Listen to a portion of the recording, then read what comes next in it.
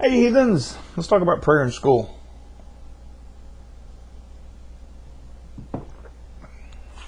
Some Christians are really ticked off because there's no prayer in school. Oh, we need to put prayer in school back. We got to put it back in there so that the World Trade Centers wouldn't have fallen. We need to put prayer back in school so that Katrina wouldn't have happened. We need to put prayer back in school so that things like Columbine wouldn't have happened. Right. Believe that? Yeah. Today, I had to go to my son's school to take care of some stuff. And I had to end up spending a nice little chunk of that morning there. And I got to sit through the morning announcements as I was waiting for the vice principal so that I could talk to her about what we were doing. In that, she goes through all the little stuff, have all the kids stand up and say the Pledge of Allegiance. Of course, including the under God crap that's been added. And then they had their silent moment of reflection. That's what they're calling it. When I was in school, and the whole, you can't pray in school, cut it out, or you're getting shut down, happened, they just called it a moment of silence. We're going to have a moment of silence. During this moment of silence, you can pray if you want to. You can do whatever you want to during that time, but just a moment of silence. And I think that they have evolved it into something even better.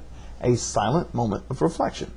Pretty good idea. We're going to give you a few moments just to think about something. And today, I'm not sure if I'll upload this video today or not, but today is September the 11th.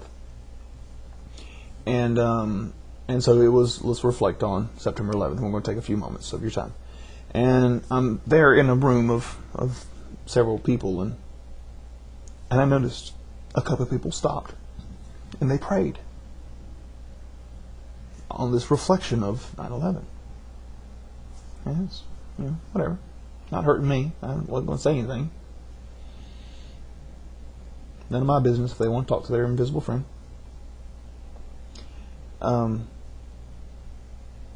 So, explain to me how you don't have prayer in school. No one stops you from praying. In fact, there's even things in place that allow you to pray. It's just not teacher-led. And isn't that what you really want? Isn't what you really want is you want to push prayer on students? Isn't that really what you're asking for? If it's not, then what exactly are you complaining about? No one is stopping you from saying grace before you eat your food. We're just asking that you not make my kid, who doesn't believe in your God, to wait on you before he eats. Okay? Certainly you don't have a problem with that, do you? You don't have a problem with my kid go ahead and chowing down on his sandwich or whatever it is that he's eating that day so that you can pray. Do you? Do you? You got a problem with that? You better not. Because you're not going to change that fact.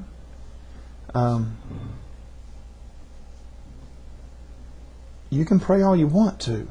Just don't involve us. You already have that. It's already there. So why are you stirring the pot? Let me give you a word of advice. If you keep stirring this pot about, we need prayer in school, when you've already got it, it's just not teacher-led prayer.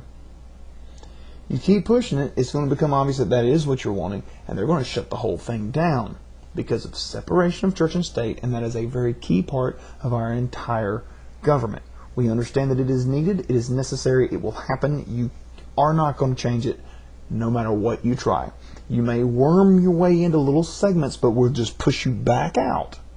It's happened all this time. Okay, for 200 and however many years it's been, I'm not going to do the math at this particular moment, but for over 200 years, every time you try and push your religion into our society, we push you right back out.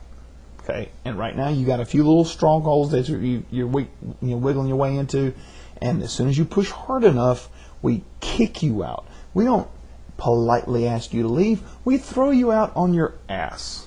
So, you have prayer in school. You even have your under God on your Pledge of Allegiance for now. I'm hoping that'll eventually go back to the way it was originally designed by a Baptist minister who didn't see the need in saying under God in the Pledge of Allegiance, and yet in 1957 you decided to add it. I don't understand why you felt the need to add it, even though again, Baptist minister did not see the need for it. But you did. And so it's in there, and you have that, and you have your little moment of silence where you can pray. Keep stirring the pot. Keep stirring the pot.